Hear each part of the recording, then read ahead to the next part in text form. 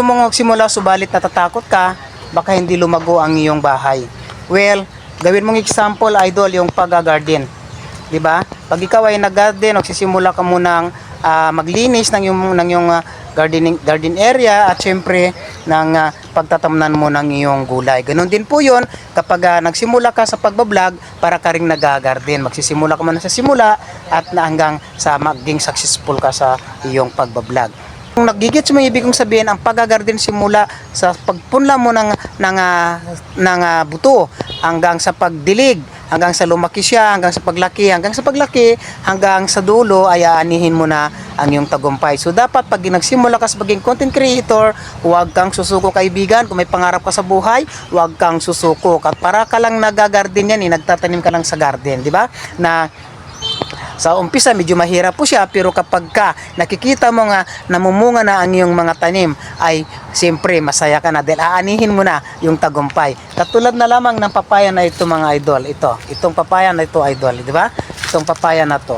Siyempre pinaghirapan namin ito mula sa simula, tinanim namin hanggang ngayon ay inaani na po namin ang kanyang bunga, di ba?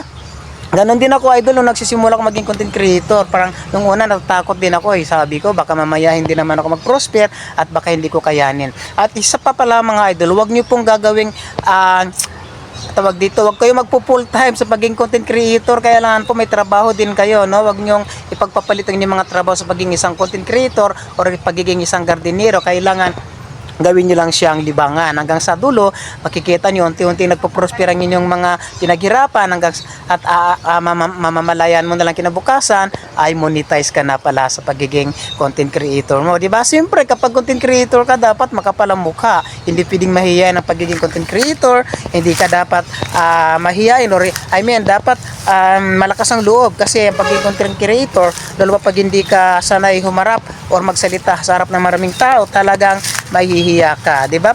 Kasi marami sa mga content creator katulad natin, sinasabihan ng katay minsan ng hindi magandang salita, pero tuloy-tuloy lang, mga idol, kasi hindi naman sila nagbibigay sa atin ng pagkain. So kung may pangarap ka sa buhay, idol, magpunla ka, magtanim ka, magpunla hanggang unti-unti makakamit mo na ang tagumpay. So kung nakuha mo ibig kong sabihin, idol, comment down at maraming salamat, sana may natutunan ka. Bye-bye!